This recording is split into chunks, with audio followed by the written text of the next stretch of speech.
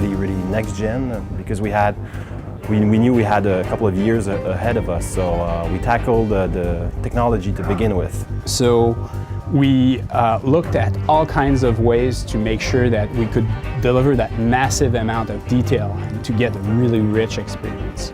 So we looked at how we build the cities, we looked at how we animate our characters, how the programmers deal with a huge code base, and we made major improvements in all of those areas. The fun part is using the power in the right way and trying to not only increase the numbers, but how much you can overhaul the experience, how much you can refresh it. How can we take the core values of Assassin's Creed, now that we have all this power, what can we improve beyond just adding more of everything?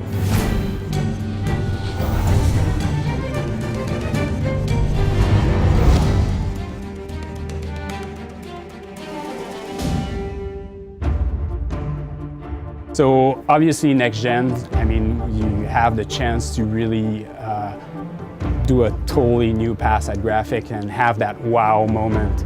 And I really think that we're at that point with AC Unity. The look of Assassin's Creed is about something that we want to make it look real and believable, and at the same time bring some personality to it. So we don't want to do something that's as real as a touristic photo, but more something close to a movie where it has this very believable and realistic signature, but at the same time has some persona, some style, some uniqueness to it. Like for the environment, we had amazing open world. It looked really great in the sunshine, but in the shadow it was kind of flat, it lacked contrast. And we looked at physically based rendering that tries to mimic our environment and how light really works in the world. And we brought that, and we have enough power now to bring that to the consoles. So for ACU, we decided to invest a lot in lighting. One of the main subjects that we attacked is GI, global illumination, which also includes sky occlusion. GI is basically light bouncing all over the place, mostly from the directional light, which is the sun, but also from local lights. So if I bring up the cloud,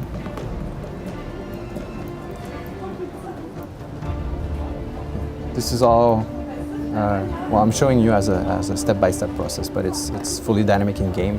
It adapts and it works with rain. It will bring weather dynamically, and it will also affect the ground level. So the more sky coverage I get, the more shadowing I get from the sky, but less lighting bounce also, less sun bounce. So it affects the GI, it affects everything. Everything is related. It's unified. In terms of the atmosphere, it's reflected through a very moody and atmospheric ambience. So you see smoke, you see dust, you see fog, mist. So this helps to fit with the context of the French Revolution, the urban context, but also helps to give it some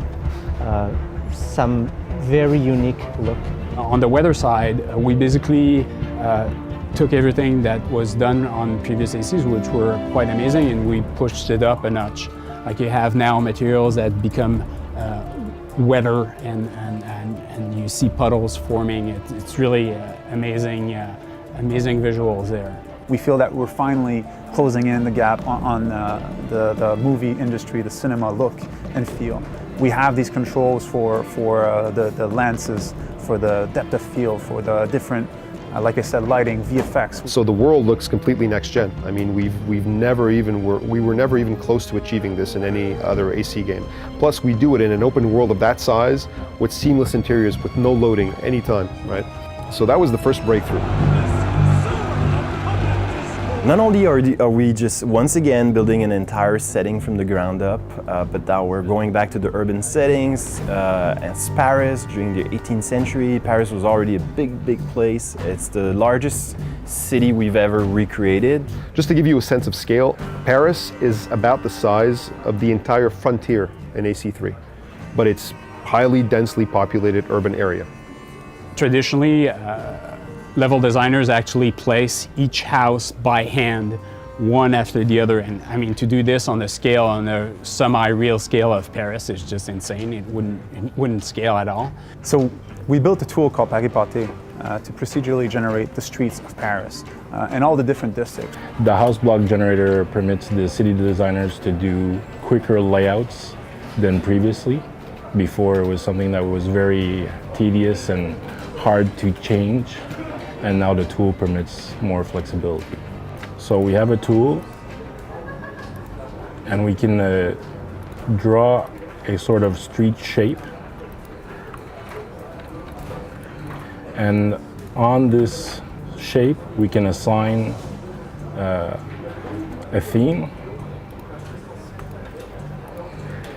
And within this theme, you'll have all the houses contained for a specific district. So the houses are cyclable, the roofs are cyclable.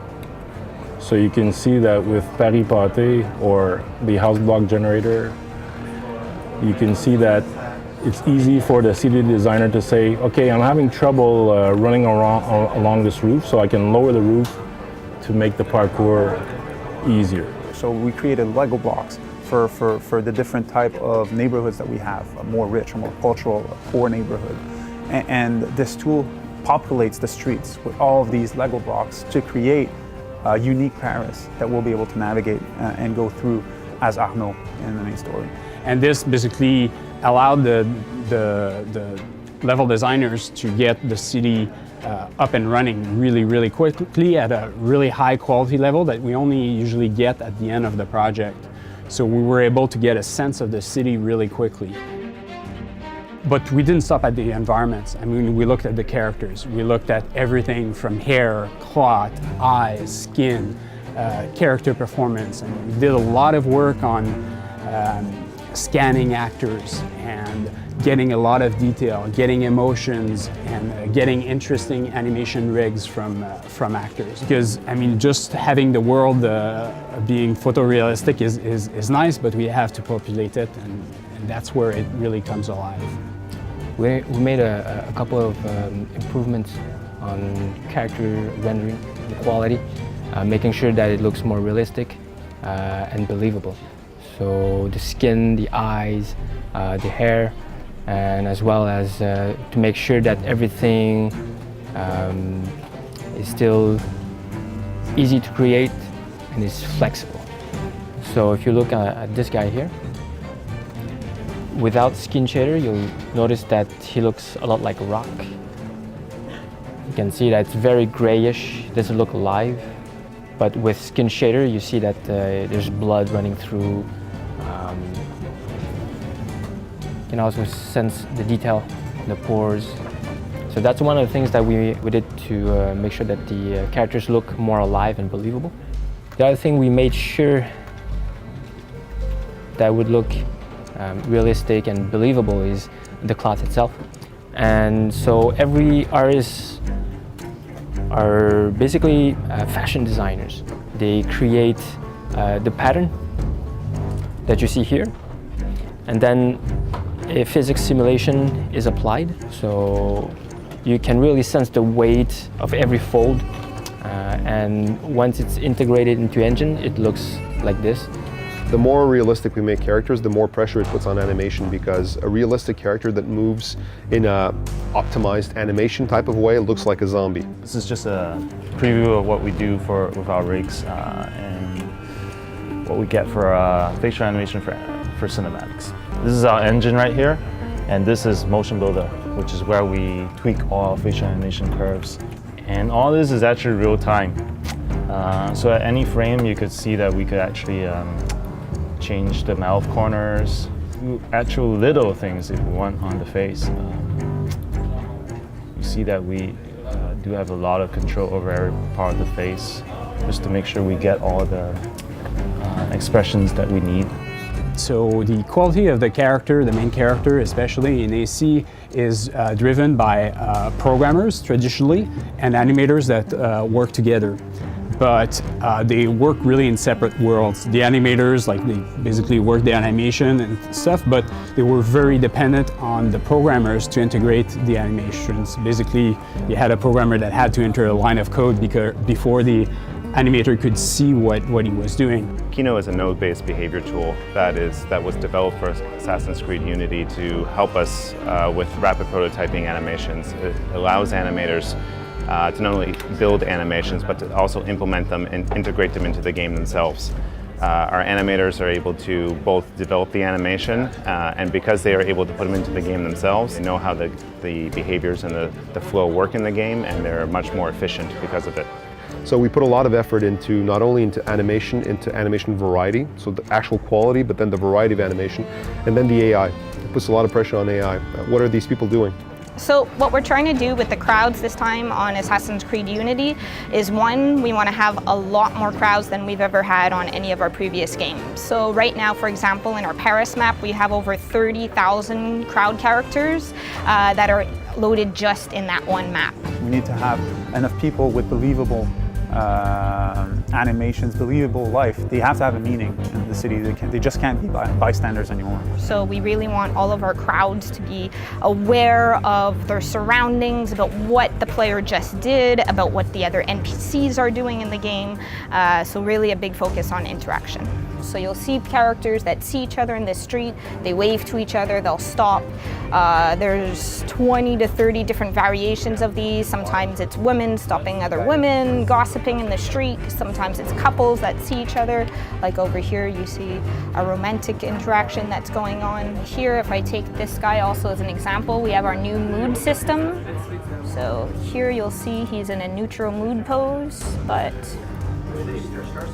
change his mood at any point. Here he's confused, curious. What this means is not only just for our static crowds, but for our moving crowds as well. We could set a certain percentage of people based off of the mission, of how many people are happy, how many people are stressed, how many people are angry. So by having this possibility for the crowd, having so many people, we're able to have these conflicts within the streets, to have massive amount of people fill up these key places like in front of Notre Dame and addressing the situation and being able to revolt.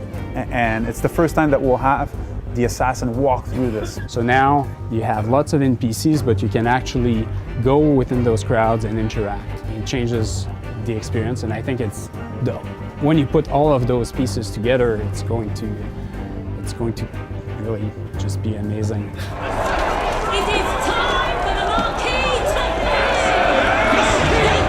So we get about 10 times more animation, 10 times more polygons, 10 times the size of the number of pixels in our textures.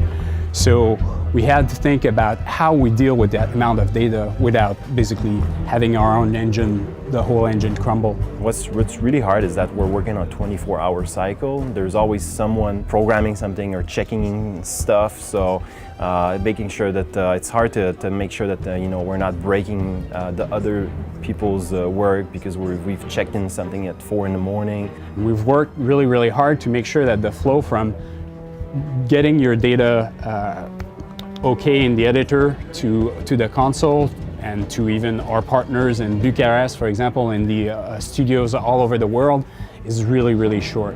So now cooking the data is much, much shorter. We're within 5 minutes of generating the full city with 10 times more data that we had for next gen. What I want to succeed at with ACU is making sure that not only we have the best graphics,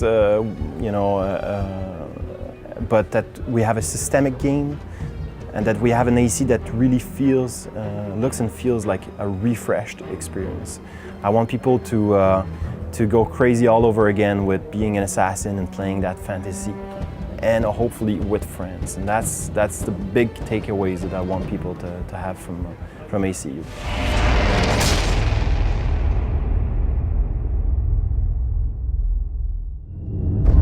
Because of a tragic event in his life, Arnaud is essentially raised by a Templar Grand Master. Working in the Assassin-Templar conflict into the revolution, that's actually pretty challenging. In the French Revolution, it's like, well, whose side do you want to be on? There's kind of the crazy people who want to chop everybody's heads off, and then there's the slightly less crazy people who want to chop most people's heads off. You get a real good exposition of both the Assassins and the Templars and how both of these factions at one point could have prevented a lot of the bad things that happened in the French Revolution if they had just joined together. But because of these ideals, this fanaticism, it actually keeps them spread apart, and it actually doesn't help the people.